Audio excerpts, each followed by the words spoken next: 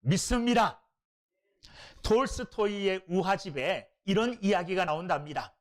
어느 날 우화입니다. 우화. 그러니까 만들어낸 얘기예요.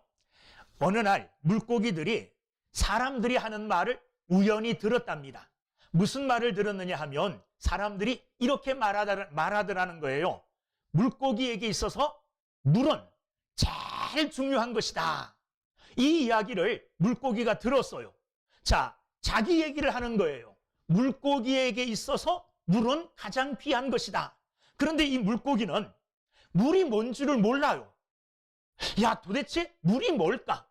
우리 물고기에게 물이 제일 중요하다고 말을 하는데 물이 도대체 뭐야? 잘 몰라서 나이 많이 든 경험이 풍부한 물고기를 찾아가서 물에 대해서 물어봤답니다. 도대체 인간들이 하는 말을 들으니 우리 물고기에게 물이 제일 중요하다 그러는데 도대체 물이 뭡니까? 이렇게 물었더니 나이 많이 든 이 물고기가 하는 말이 물은 우리가 사는 곳이다. 사는 곳이다. 그러니 물은 곧 우리의 생명과 같다. 우리는 늘 그 물 속에서 살고 있고 물 속에 물에 젖어 있으며 물과 함께 지낸다. 그러나 늘 우리가 우리 곁에 있기 때문에 우리는 물의 존재조차 잊어버리고 살고 물의 감사함조차 잊어버리고 사는 것이 우리다. 이렇게 설명을 하더라는 거예요. 그런데도 그 물고기들은 머리가 나빠서 물이 뭔지 잘 몰라요. 우리 인간들도 이와 비슷한 경향이 있습니다. 어떤 면에 있어서 그러느냐 하면 우리는 하나님의 은혜 속에 살아가고 있습니다. 지금도 하나님의 은혜 속에 살아가고 있고 예전에도 하나님의 은혜 속에 살았고 앞으로도 하나님의 은혜 속에 살아가게 될 줄로 믿습니다. 우리가 공기 속에 살아가고 있지만 공기를 전혀 의식하지 못하듯이 하나님의 은혜 속에 살아가고 있지만 하나님의 은혜를 의식하지 못하고 생각하지 못하고 느끼지도 못하고 살아가는 것이 사실 우리의 실상이 아닌가 이런 생각이 듭니다. 여러분, 저와 여러분들은 오늘도 하나님의 은혜 가운데 있습니다. 하나님의 은혜 가운데 살고 하나님의 은혜 속에 살아갈 것입니다. 그럼에도 불구하고 그 은혜에 대하여 잘 의식을 못하고 은혜 속의 삶을 느끼지 못하는 이런 모습일 수 있다는 겁니다. 오늘 읽은 본문 14절 말씀, 자, 함께 읽어보겠습니다. 시작. 그가 우리를 대신하여 자신을 주심은 모든 불법에서 우리를 속량하시고 우리를 깨끗하게 하사 선한 일을 열심히 하는 자기 백성이 되게 하려 하심이라. 아멘. 거기 보면 자기 백성 이런 말이 나옵니다. 하나님께서는 우리를 향하여 내 백성이다, 자기 백성이라고 말씀하고 계신다는 거예요. 이 자기 백성이라는 말이 지금 우리는 개역 개정 성경을 쓰죠. 예전에 쓰던 개역 성경에는 자기 백성이라는 이 말을 친백성이라고 번역해요. 친백성. 친백성이라고 말할 때 그 친이라는 말은 어떤 말이냐 하면 두 가지 말이 합성된 말입니다. 헬라어로 하면 페리, 우시우스라는 말인데 이 페리라는 말은 어떤 의미가 있느냐 하면 둘러싸고 있다 이런 의미예요. 우시우스라는 말은 어떤 의미가 있냐 하면 그 가운데 있다, 나는 있다 이런 말이에요. 합치면 무슨 말이냐 하면 둘러싸고 있는 그 가운데 내가 있다는 말이에요. 둘러싸고 있는 그 가운데 내가 있다. 친백성이 그런 의미라는 거예요. 뭐가 우리를 둘러싸고 있습니까? 하나님의 사랑이, 하나님의 은혜가, 하나님의 자비하심과 하나님의 관심이 우리를 뭐하고 있어요? 둘러싸고 있어요. 하나님의 사랑과 은혜와 관심과 그 자비 속에 둘러싸여 살아가는 존재가 누구라는 거예요? 하나님의 백성이라는 겁니다. 저와 여러분들이라는 거예요. 우리를 하나님의 은혜가 감싸고 있어요. 하나님의 사랑이 우리를 감싸고 있어요. 우리를 둘러쳐 있다는 거예요. 그럼에도 불구하고 그 속에 살아감에도 불구하고 우리는 그 사실을 잘 의식하지를 못해요. 그런데 기억하십시오. 저와 여러분들은 하나님의 친백성들입니다. 하나님이 자기 백성 삼으셨어요. 그리고 자기 백성 삼으실 뿐만 아니라 하나님의 은혜와 하나님의 관심과 하나님의 사랑과 자비하심이 우리를 둘러쳐 있다는 겁니다. 그 속에서 살아가고 있는 사람들이 누구냐 하면 저와 여러분들이에요. 할렐루야! 하나님의 은혜가 나를 둘러싸고 있고 하나님의 관심과 사랑이 나를 둘러싸고 있고 그 가운데 살아가고 있는 존재가 저와 여러분들이에요. 오늘 우리가 공기 속에 살아가듯이 하나님의 은혜 속에 하나님의 관심과 자비 속에 살아가고 있는 저와 여러분들은 하나님의 자기 백성, 하나님의 친 백성들인 줄로 믿으시기를 주의 이름으로 축원합니다. 그러니 어디를 가든지 간에 뭐가 나를 둘러싸고 있어요? 나는 하나님의 친백성이다.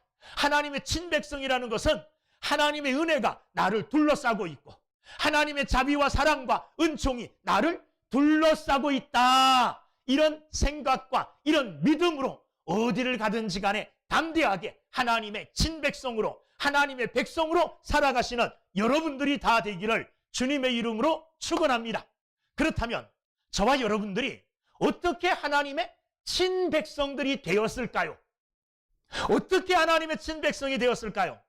오늘 본문을 보면 하나님의 친백성이 우리가 어떻게 되었는가를 오늘 본문이 우리에게 말씀해 주고 있고 하나님께서 왜 우리를 하나님의 자기 백성, 친백성으로 삼으셨는가 그 이유를 또한 우리에게 설명해 주고 있는 말씀이 오늘 본문 말씀이에요.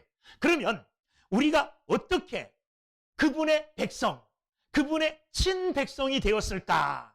어떻게 되었을 겁니까? 우리는 예수 그리스도를 믿음으로 말미암아 하나님의 그분의 친백성, 그분의 백성이 된 것입니다. 예수 그리스도를 믿지 아니하면 하나님의 백성이 될 수가 없습니다. 그런데 믿음으로 하나님의 백성됨으로 끝나는 것이 아니라 그것은 시작입니다. 우리는 예수를 믿음으로 말미암아 하나님의 백성이 되었고 지금도 여전히 하나님의 백성으로 살아가고 있는 중이라는 것을 여러분이 아시기를 주의 이름으로 축원합니다.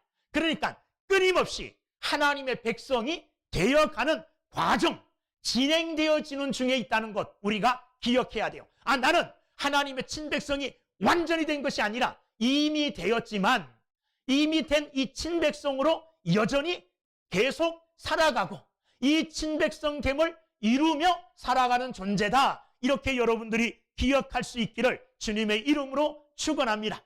오늘 본문 말씀을 통해서 하나님의 친백성이 된 과정을 설명하기 위해서 나타났다는 말을 쓰고 있어요. 오늘 우리가 읽은 본문 말씀을 보면 나타난다는 말이 2번 나옵니다. 이 나타난다는 이 말은 어떤 역사적인 사건과 연관이 되어 있습니다. 역사적인 사건과 연관이 되어 있어요. 첫 번째는 11절 말씀에 보면 모든 사람에게 구원을 주시는 하나님의 은혜가 한 번 나타났죠. 한 번 어떤 역사적인 사건과 관계가 되어짐으로 우리가 하나님의 친백성이 되었다는 거예요. 두 번째는 13절 말씀에 보면 복스러운 소망과 우리의 크신 하나님 구주 예수 그리스도의 영광이 나타나심을 기다리게 하셨으니 또 한 번 나타나요. 요 두 번째 나타남도 어떤 역사적인 사건과 연관이 되어짐으로 우리가 이 나타나심을 통하여 하나님의 친백성이 계속 되어갈 수 있다는 것입니다. 그러면 첫 번째 11절에 나타나는 이 사건은 어떤 역사적인 사건과 연관이 되어 있느냐 하면 이거는 은혜가 나타나 과거의 이야기를 해요. 과거에 이미 하나님의 은혜가 나타났다는 겁니다. 그런데 하나님의 은혜가 나타남으로 우리에게 주어진 게 뭐냐? 11절을 읽어보세요. 함께 읽겠습니다. 모든 사람에게 구원을 주시는 하나님의 은혜가 하나님의 은혜가 나타남으로 모든 사람이 구원을 얻게 되었다는 거예요. 무슨 사건을 가리킬까요? 예수님의 십자가의 사건을 가리킵니다. 예수님의 십자가의 사건은 하나님의 은혜의 나타남이에요. 하나님의 은혜는 십자가를 통하여 우리에게 분명하게 나타났습니다. 하나님이 우리를 사랑한다 그러셨고 하나님이 우리에게 은혜를 주신다 그랬는데 그 하나님의 사랑하심과 은혜가 어디에 나타났느냐? 십자가에 나타나게 된 줄로 믿습니다. 이 십자가의 사건보다 더 분명하게 하나님의 은혜와 하나님의 사랑이 나타난 사건은 없어요. 십자가의 사건이 뭡니까? 하나님이신 예수 그리스도께서 십자가에서 자기 몸을 버리신다는 것 아닙니까? 거기에 못 박혀 피 흘리시고 몰과 피를 다 쏟으신 후에 목숨마저도 십자가에 버리셨어요. 자, 이 십자가의 사건을 통해서 우리에게는 어떤 일이 일어났느냐? 구원의 사건, 구원의 역사가 일어나게 되었다는 겁니다. 예수님이 나의 죄를 대신하여 십자가에 죽으심으로 예수 그리스도를 믿음으로 바라봄으로 말미암아 그분을 믿는 모든 자에게 구원의 역사가 일어나게 된 줄로 믿습니다. 이 십자가의 사건이야말로 하나님의 자비하심과 긍휼하심과 사랑하심이 우리에게 쏟아졌던 그런 사건입니다. 그래서 로마서 5장 8절에 보면 우리가 아직 죄인 되었을 때에 그리스도께서 우리를 위하여 죽으심으로 하나님께서 우리에게 대한 자기의 사랑을 확증하셨느니라. 하나님의 사랑이 십자가에서 확증이 되었다는 거예요. 하나님이 우리를 사랑하신다는 말만 들었는데 하나님이 예수님을 보내주시고 예수님이 십자가에 죽으심으로 말미암아 야, 하나님이 정말로 나를 사랑하시는구나. 이 하나님의 사랑이 십자가에서 확증이 되었다. 이렇게 이야기하고 있습니다. 또한 그 십자가의 사랑을 통한 하나님의 은혜는 믿음으로 말미암아 우리에게 주시는 하나님의 선물입니다. 에베소서 2장 8절에 보면 너희가 그 은혜를 인하여 믿음으로 말미암아 구원을 얻었나니 이것이 너희에게서 난 것이 아니요 하나님의 선물이라. 십자가에서 예수 그리스도께서 우리를 위하여 대신 죽으신 이 구원의 사건은 하나님이 우리에게 주시는 선물이에요. 그 선물을 우리가 믿음으로 받아들일 때에 우리에게는 구원의 역사가 일어나는 겁니다. 11절 말씀에 다시 보면 모든 사람에게 구원을 주시는 하나님의 은혜가 이미 어디에서 나타났다는 겁니까? 십자가에 나타났다는 겁니다. 우리는 나타난 이 하나님의 은혜로 말미암아 하나님의 뭐가 되었어요? 친백성이 된 겁니다. 하나님이 우리를 예수 그리스도를 통하여 구원함과 동시에 그냥 버려두지 아니하시고 친백성으로 삼으시고 하나님의 은혜와 사랑과 관심과 그 자비하심이 우리를 둘러싸게 하시고 그 속에서 우리로 하여금 살아가게 해 주셨다는 겁니다. 십자가의 은혜가 없었다면, 십자가에 나타나시는 하나님의 은혜, 하나님의 사랑이 없었다면 우리가 하나님의 친백성이 될 수가 없었을 겁니다. 그런데 하나님께서 십자가를 통하여 하나님의 은혜를 우리에게 나타내 보이시고 하나님의 사랑을 십자가의 죽으심을 통하여 우리에게 확증하여 주심으로 우리는 하나님의 사랑받는 친백성, 하나님의 백성이 된 줄로 믿습니다. 그런데 이렇게 하나님의 친백성이 되는 것으로 끝나는 게 아니에요. 계속해서 우리는 하나님의 친백성 됨으로 살아가는 과정에 있습니다. 그래서 언젠가 살아가는 과정이 완성되어지는 그날은 아무도 건들 수 없는, 아무도 돌이킬 수 없는 영원한 하나님의 친백성이 되어서 하나님 나라에서 영원 복을 누리게 될 줄로 믿습니다.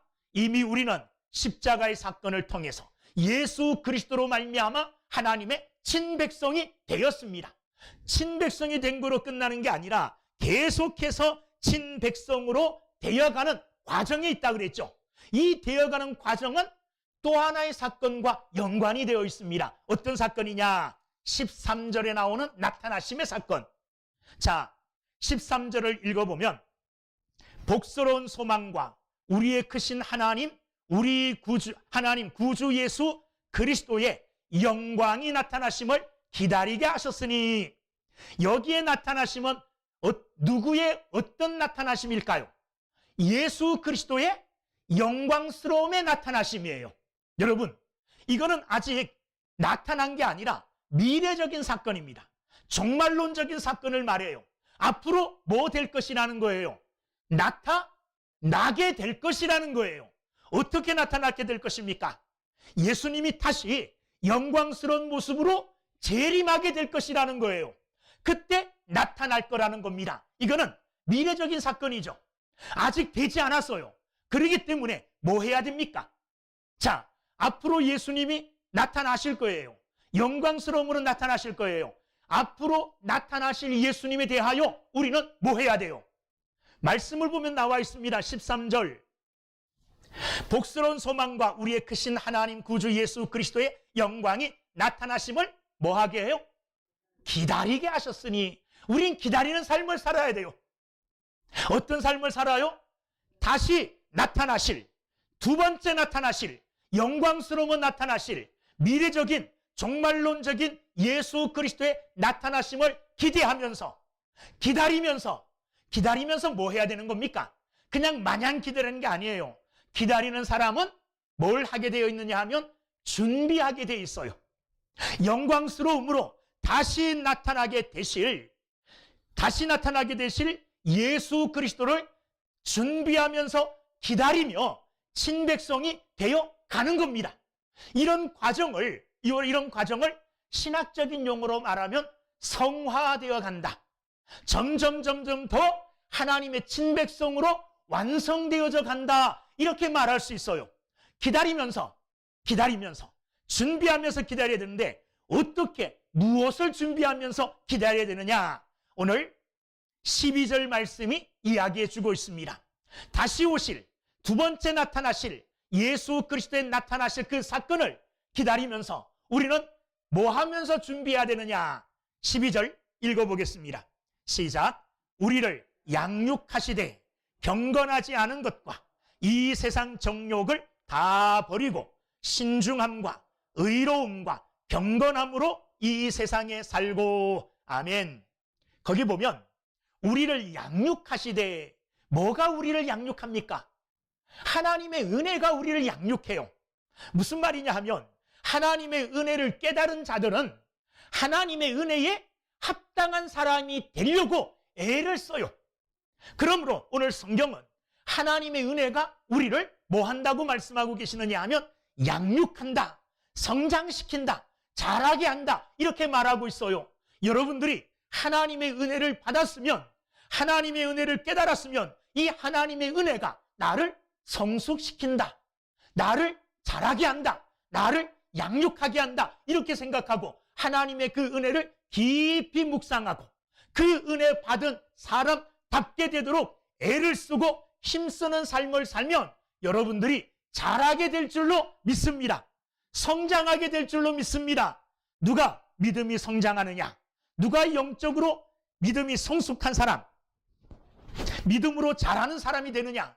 하나님의 은혜를 깨달은 사람이 그렇게 돼요. 하나님의 은혜가 주어졌지만 그 은혜 속에 살지만 은혜 받음을 모르고 살아가는 사람들은 자라지를 못해요. 성장하지를 못합니다. 그러나 하나님의 은혜가 내게 주어졌음을 깨닫고, 야, 내게 이런 하나님의 은혜가 주어졌구나, 이런 하나님의 은혜가 나에게 부어졌구나, 하나님의 은혜를 깨달은 자는 내가 하나님의 은혜 받은 자답게 살아야 되겠다, 이런 삶을 살아야 되겠다, 저런 삶을 살아야 되겠다 결심하고 다짐하고 자기를 성숙시켜 나가게 되어 있습니다. 자, 우리를 양육하되, 어떻게, 어떤 삶을 통하여 우리가 양육되어지고 자라게 되느냐? 12절에 보면 소극적으로 버려야 될 것이 있고 취해야 될 것이 있어요. 뭘 버리라고 말합니까? 경건하지 않은 것과 이 세상 정욕을 다 버리고, 먼저 예수님이 다시 나타나실, 미래적으로 재림하실 바로 그날을 우리가 바라보면서 기다리면서 우리가 어떤 삶을 살아야 되느냐 하면 경건하지 않은 것을 버리는 삶을 살아야 돼요. 경건하지 않은 것, 뭐가 경건하지 않은 걸까요? 경건은 누구와 연결이 되느냐 하면 항상 하나님과 연결이 되어 있습니다. 경건치 않은 삶은 어떤 삶이냐 하면 하나님이 없는 삶이 경건하지 않은 삶이에요. 내 삶에 하나님이 없어요. 그러니 하나님을 향한 경외하는 마음이 없잖아요. 그러니까 경건하지 못한 삶을 살 수밖에 없어요. 머리로는 하나님을 인정하지만 하나님이 실제적으로 내 삶을 이끌지도 못하고 내 삶을 간섭하지도 못하고 내 삶에 영향도 주지 않는 이런 삶을 사는 사람들은 경건하지 않은 삶을 사는 사람들이에요. 예수 믿는다고 하는 사람들 중에도 이런 사람들이 많아요. 머릿속으로는 하나님을 인정해요. 관념적으로는 하나님이 계신다고 믿고 하나님을 섬겨야 된다고 생각은 해요. 그런데 실제적으로는 하나님이 없는 것처럼 살아요. 여러분 한번 돌아보십시오. 여러분들은 다 하나님이 계신다고 믿죠? 그죠? 하나님이 계신다고 믿잖아요. 그런데 여러분들의 삶을 돌아보세요.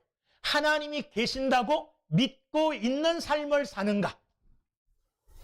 그렇지 못한 삶을 사는 사람들이 많다는 거예요. 그게 경건치 못한 삶이에요. 믿는다고 하면서도 경건치 못한 이런 삶을 사는 사람들이 많이 있다는 거예요. 그래서 사도 바울은 디도서 1장 16절 바로 그 전장에서 뭐라고 말하느냐?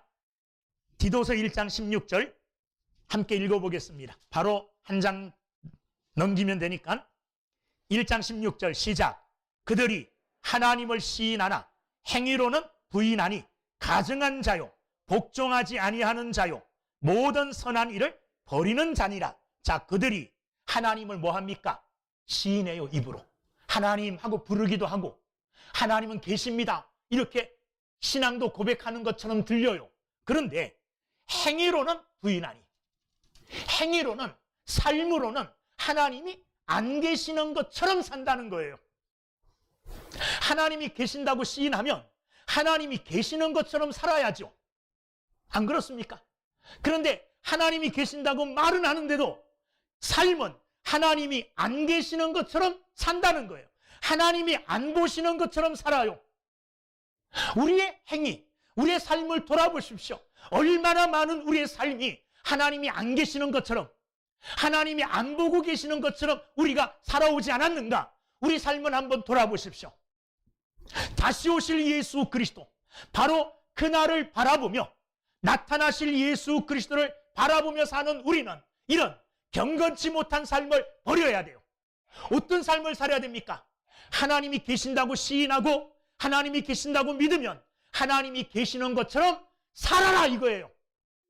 하나님이 보고 계시는 것처럼 살아라 이겁니다. 우리는 아는 것대로 행동해야 돼요. 그런데 아는 것과 믿는 건 좀 틀립니다. 자, 어떤 사람이 흔히 하는 예인데 그렇습니다. 자, 2분 후에 이 지붕이 내려앉습니다. 믿습니까? 목사의 말이 믿습니다 그랬어요. 그러면 믿는다고 말하기 전에 뭐부터 해야 됩니까? 도망부터 가야죠. 안 그래요?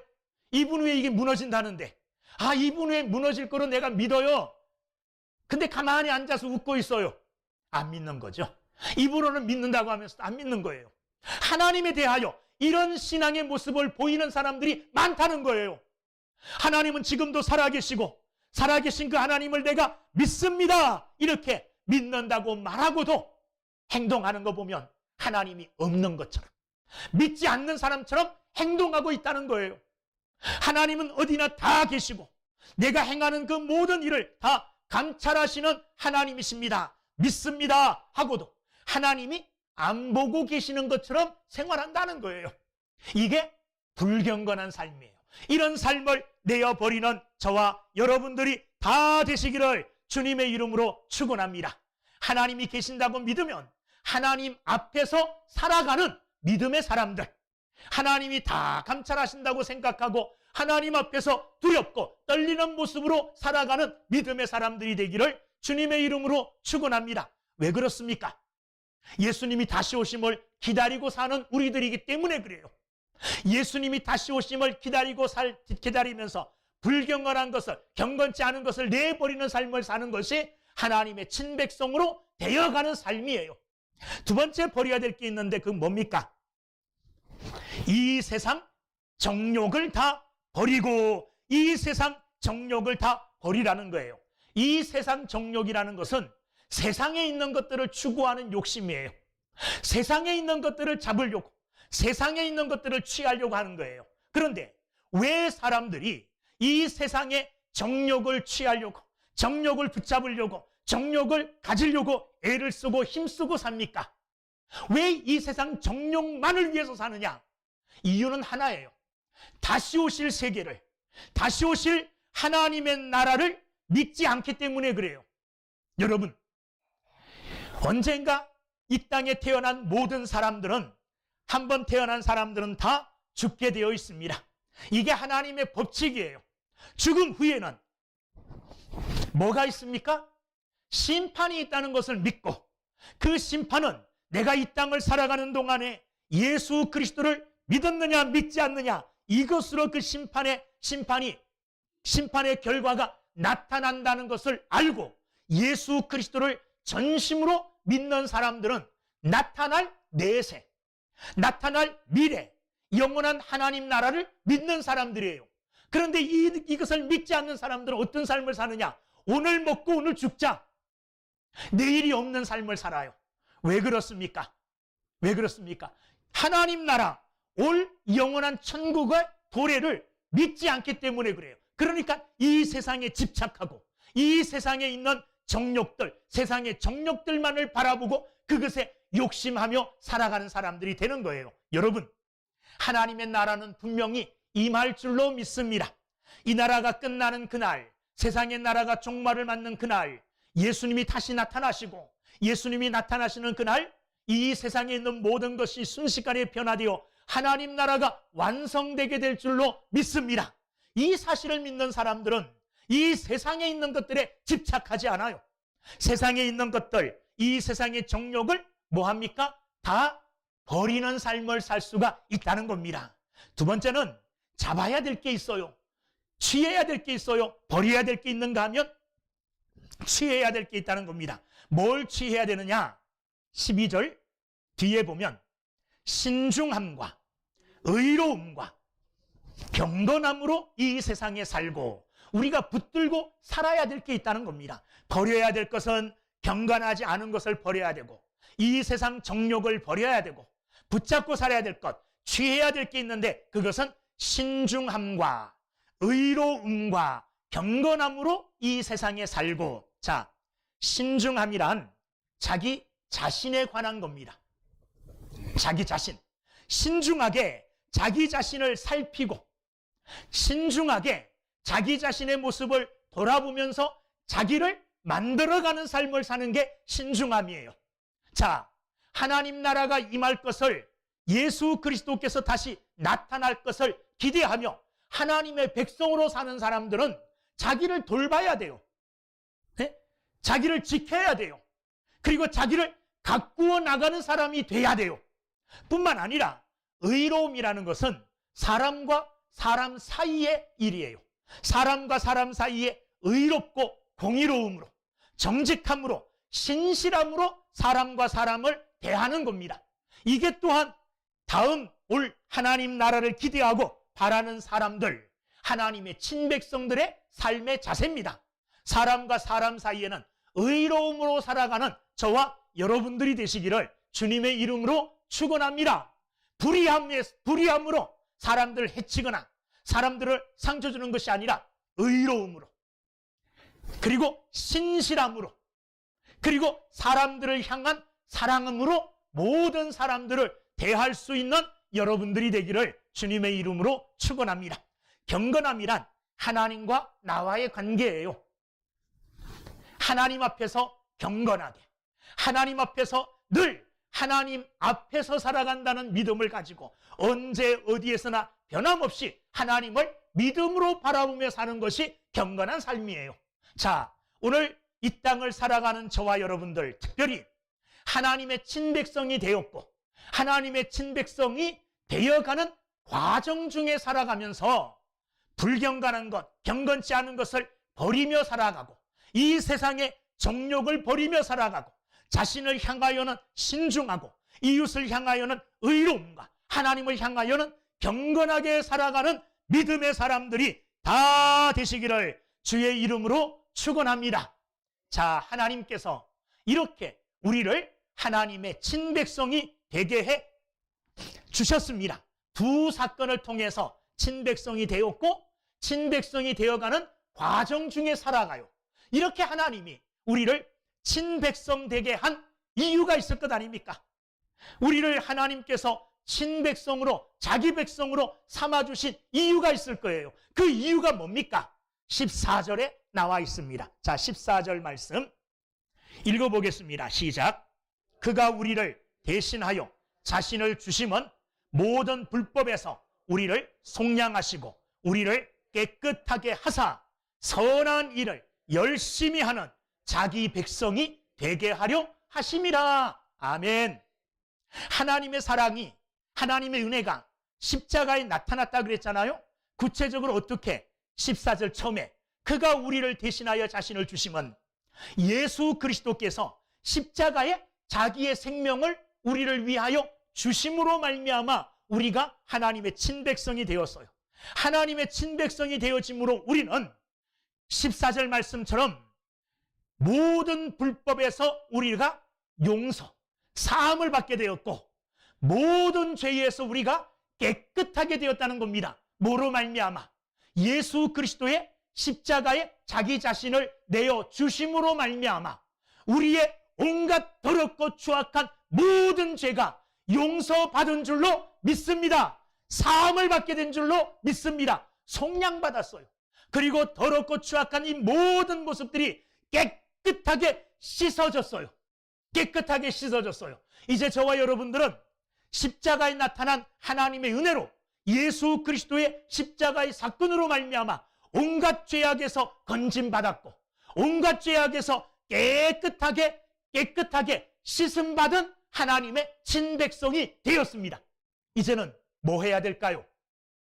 깨끗하게 용서받은 몸으로, 깨끗하게 용서받은 자로 어떻게 해야 되느냐? 뭐 해야 되느냐? 14절 오늘 우리에게 주시는 강렬한 하나님의 명령의 말씀이 되기를 주의 이름으로 축원합니다. 선한 일을 열심히 하는 자기 백성이 되게 하려 하심이라. 하나님이 아들을 십자가에 내어주시어 우리를 친백성 삼으시고 장차 오실 그날을 믿음으로 바라보면서 친백성이 되어가는 과정에 성화되어져 가며 자기 자신이 변화되어져 가며 또한 하나님 선한 일이라는 것은 하나님이 기뻐하시는 게 선한 일이에요. 사람들이 기뻐하는 게 선한 일이 아닙니다. 내가 기뻐하는 일이 선한 일이 아니에요. 여기에 선한 일이란 하나님이 기뻐하시는 것이 선한 일입니다. 하나님이 기뻐하시는 선한 일을 어떻게 하라고? 그냥 하라고가 아니라 열심히 하는, 열심히. 여기 열심이라는 말은 어떤 의미가 있느냐 하면 어떤 사람이 봤을 때 샘날 정도로, 어떤 사람이 봤을 때 시기 나고, 어떤 사람들이 봤을 때 질투날 정도로 열심히 하라는 거예요. 뭘? 하나님이 기뻐하는 선한 일. 이 선한 일은 한 가지가 아니에요. 모든 선한 일입니다. 복수로 되어 있어요. 선한 일들, 하나님이 기뻐하시는 선한 일들을 열심히, 얼마나 열심히? 내가 하는 이 열심히 있는 일을 보고 다른 사람이 시샘을 해요. 다른 사람이 시기할 정도로 그렇게 열심히 하라는 거예요. 여러분들은 하나님의 친백성이 되었습니까? 하나님의 백성들이 되었습니까? 예수 그리스도의 십자가에 나타나신 하나님의 은혜와 사랑으로 친백성이 되었어요. 그리고 앞으로 예수님이 영광 중에 다시 나타나실 거예요. 나타나실 그날을 바라보며 준비하고 기다려야 되는데, 준비하며 기다리면서 두 가지 해야 돼요. 하나는 자기 자신이 성화되어져 가는 삶을 살아야 돼요. 불경건, 경건치 못한 것을 버리고, 세상적인 것을 버리고, 신중함과 의로움과 하나님을 향한 경건함으로 자기 자신을 성숙시켜 나가야 돼요. 자기 자신을 변화시켜 나가야 돼요. 성화시켜 나가야 돼요. 그러면서 해야 될 일이 있어요. 무슨 일을 해야 되는 겁니까? 하나님이 기뻐하시는 선한 일. 그것도 어떻게 해야 됩니까? 열심으로. 여러분, 하나님이 기뻐하시는 일을 열심히 하는 여러분들이 되기를 주님의 이름으로 축원합니다. 저는 하나님이 기뻐하시는 선한 일 딱 두 가지만 오늘 말씀드리려고 해요. 많이 있어요. 그 가운데 가장 기본이 되는 두 가지. 하나는 예배하는 겁니다. 예배하는 거. 하나님이 예배하는 것을 기뻐하실까요? 안 기뻐하실까요? 기뻐하셔요. 예배 드리는데 그냥 예배 드리지 말고 어떻게 드려요? 열심으로 예배하는 여러분들이 되기를 주님의 이름으로 축원합니다. 어떻게 열심으로 예배 드려야 되느냐? 예배를 먼저 준비해야 돼요. 월요일부터 토요일까지의 삶은 주일날 하나님께 예배 드리기 위한 준비하는 날이에요. 준비하는 날이에요. 월요일부터 토요일까지는 내 날이다. 마음대로 살아도 된다. 이것하고 저것하고 다 하자. 이게 아니에요. 월요일부터 토요일까지의 삶은 주일날 하나님께 예배하기 위하여 준비하는 삶을 사는 거예요. 그리고 이렇게 월요일부터 토요일까지 준비되어진 삶을 가지고 주일날 나와 하나님 앞에 예배하는 겁니다. 예배하는 거예요. 그러면 그 예배를 하나님이 기뻐하셔요. 예배를 드리는 여러분들에게 하나님이 기뻐하시니까 한없는 은혜를 내려주셔요. 예배를 통해서 은혜를 받아요. 은혜 받았으니 월요일부터 토요일까지의 삶이 어떤 삶이 되겠습니까? 은혜로운 삶이 또 돼요. 월요일부터 토요일까지의 은혜로운 삶이 되니 또 그 준비되어진 삶을 가지고 주일날 나와 하나님께 예배 드려요. 예배를 또 정성스럽게 잘 드리니 하나님이 또 은혜를 부어주셔요. 그 은혜 가지고 또 월요일부터 토요일까지 사니 또 월요일부터 토요일까지가 하나님의 은혜와 축복 속에 살아요. 그것 가지고 또 나와 예배 드려요. 월요일부터 토요일까지의 삶은 결코 주일과 동떨어진 삶이 아니에요. 긴밀하게 연결되어진, 긴밀하게 영향을 끼치는 날들이에요. 월요일부터 토요일까지 은혜로 잘 산 사람들이 주일날 예배를 잘 드리고, 주일날 예배를 잘 드린 사람이 월요일부터 토요일까지 또 은혜롭게 잘 살아요. 이게 예배 준비의 첫 번째예요. 그러니까 예배를 열심히 잘 드리기 위해서 월요일부터 토요일까지 열심히 주일을 준비하는 삶을 사는 여러분들이 되기를 주의 이름으로 축원합니다. 나와서 예배를 드릴 때 열심히 드리라 그랬잖아요. 하나님이 기뻐한 선한 일을 열심히 하라 그랬잖아요. 예배에 참여해야 돼요. 열심히 참여해야 돼요. 와서 예배는 드린다고 앉아있는데 예배에 참석 안 하는 사람이 있어요. 설교 시간에 핸드폰 보고, 설교 시간에 뭐 주보 보고 있고 다른 것 보고 있고 사람들 관찰하고 있고 다른 생각하고 있고 이런 사람들이 있어요. 예배 열심히 안 드리는 거예요. 대표 기도 시간에 그 기도에 내가 동참해야 돼요. 그것도 열심히 동참해야 돼요. 그래서 기도할 때마다 한마디 한마디 주여 아멘, 나도 저 말씀에 동감합니다. 저 말씀대로 되기를 나도 진짜 정말로 바랍니다. 아멘. 대표 기도에 동참해야 돼요. 찬송 부를 때 어떻게 해야 됩니까? 열심히 참여하라 그랬잖아요. 찬송 좀 열심히 해주세요. 네? 제가 제일 크게 하는 것 같아요. 저 친구들이 모여서 찬송할 때도요, 그 음악 좀 잘하는 친구가 있어요. 저한테 항상 하는 말이, 목사님 아예 입 다물고 있는 게 더 나아. 그래도 저는 크게 해요. 틀려도 크게 해요. 소리 안 내는 게 도와주는 거래요. 웃기지 말라 그래요. 그래서 나는 찬양해요. 뭐라 그런지 말든지 크게 해요. 왜? 열심히 하고 싶어서요. 열심히 하고 싶어서. 말씀 들을 때에 열심히 들으세요. 열심히. 여러분, 제가 설교할 때 열심히 하는 것 같습니까? 대충 그냥 힘없게 하는 것 같습니까? 저는 그냥 목이 새라고 합니다. 여러분들이 듣기를 바라는 진짜 진정한 마음으로 있는 힘 다해서 해요.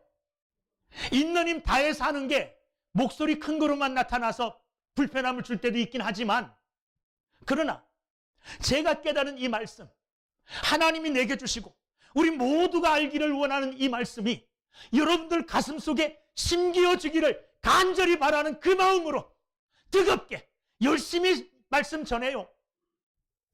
딴 데 보고 있으면 됩니까? 아멘으로 받아야죠. 그래서 함께 말씀으로 하나 되는 은혜가 우리 가운데 있어야 되지 않겠습니까? 열심히 선한 일을 열심히 하는 여러분들이 되기를 주님의 이름으로 축원합니다. 이제는 예배 드리는 일에 열심을 다하는 여러분들이 되기를 주님의 이름으로 축원합니다. 그게 하나님이 기뻐하시는 선한 일이에요. 또 하나 하나님이 기뻐하시는 선한 일, 또 하나 말씀드리고 싶은 것은 전도하는 것 아니겠습니까? 영혼 구원하는 거예요. 죽어가는 영혼을 살리는 것, 이게 하나님이 기뻐하시는 선한 일인 줄로 믿습니다. 11월 27일 마지막 주 오전에 우리가 총동원 전도주의를 하잖아요. 목사님 무슨 계획도 안 나타나고 여러분, 제가 바라고 원하는 것은 이 총동원 전도주의를 통하여 먼저 우리 자신이 새로워지고 뜨거워지는 거예요. 뜨거워지는 것. 한 영혼을 바라보면서 기도하는 것. 그래서 자꾸 기도하자 그러잖아요. 금요일날 기도하자, 좀 나와달라 부탁하잖아요. 나 한 사람이 금요일날 가서 기도해야지 이렇게 생각하고 나 한 사람이 나오면 수십 명이 나와서 같이 기도할 수 있어요. 나 한 사람 이렇게 깨닫는 사람이 수십 명이 될 때 우리가 하나 되고 그곳에 하나님의 은혜와 능력이 임하게 될 줄로 믿습니다. 그리고 제가 개인적으로 이번 27일 날 돌아오기를 바라는 영혼들이 제가 살펴보니까요, 한 30여 명 되더라고요. 30명 정도. 저 혼자 하기도 해요. 연락도 하고 오기를 바라고. 그런데 그분과 친밀한 사람, 가까운 사람이 하면 더 쉬워요. 여러분들 주변에 코로나19로 인해서 주일 출석 안 하고 아주 멀어진 사람들이 있잖아요. 누군지 자기가 다 잘 알아요. 내 자녀가 될 수 있고, 내 남편이 될 수 있고, 내 형제가 될 수 있고, 그래요. 그분들을 위해서 기도하는 거예요. 27일 날 그분들이 다 와서 한번 모여서 예배드리고 그것으로 하나 되어지면 다시 그 믿음이, 그 신앙이 쭉 이어질 수 있도록 우리가 기도로 뒷받침하고 기도로 함께 협력하고 이러면 다시 믿음이 회복되어지는 역사가 일어나게 될 줄로 믿습니다. 여러분, 영혼 전도하고 잃었던 영혼을 찾는 일에 열심을 다하는, 얼마나 열심히요?